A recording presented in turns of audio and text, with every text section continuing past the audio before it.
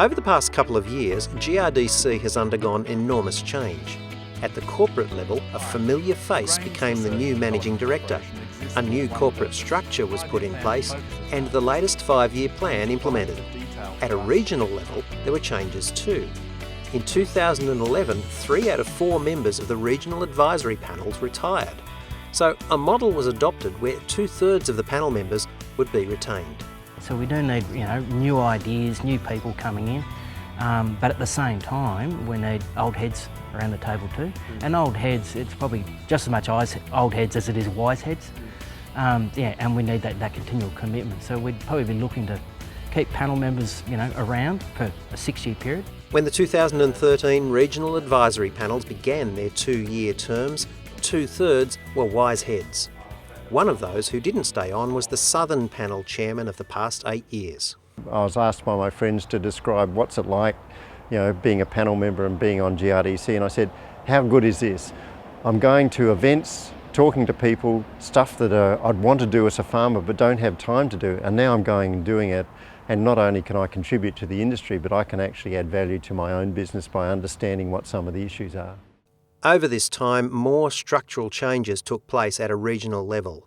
The appointment of 3 regional grower services managers and the creation of regional networks to identify local issues and fast-track their resolution, the Regional Cropping Solutions Networks. So rigorous is GRDC's normal research project vetting process that it could be 18 months before a project starts up. The RCSN, with its in-depth understanding of an issue, could decide whether research was even needed to resolve it. It may be a communication or extension solution. It might be just as easy as jumping on a bus and travelling across the border and seeing someone else's research that they might be doing in that state. Flooding rains uncovered a major issue for growers in the Griffith region of New South Wales in 2012. While the increasing occurrence of herbicide-resistant weeds in no-till farming systems had been known for some time, when isolated patches of resistant annual ryegrass and common sour thistle began appearing in new locations after floodwater receded, the RCSN took quick action, recording data for comparison with paddock histories. This project won't provide the solutions to managing herbicide resistance, but it will provide the first most important platform, and that's the understanding of how it's developed and how it will likely continue to develop if we don't change. For GRDC Executive Manager of Grower Services, Stuart Kearns, the Regional Cropping Solutions Networks have proven their worth. Yeah, there's probably been about 14 or 16 of those fast-track projects throughout Southern region and the Western region.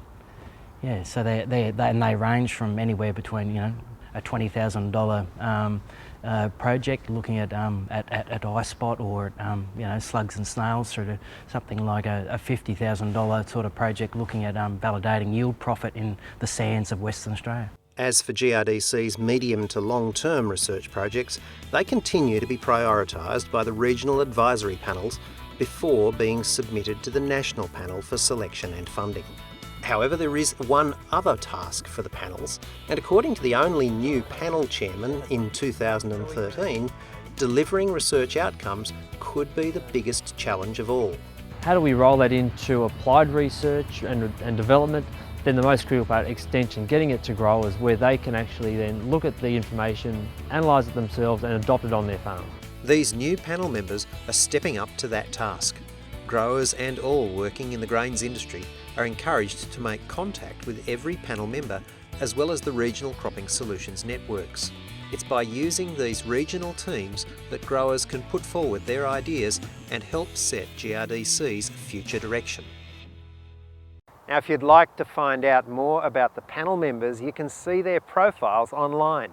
Just go to grdc.com.au/panels. Now, while you're on site, why not download the Insect ID app and find related articles for this episode's stories.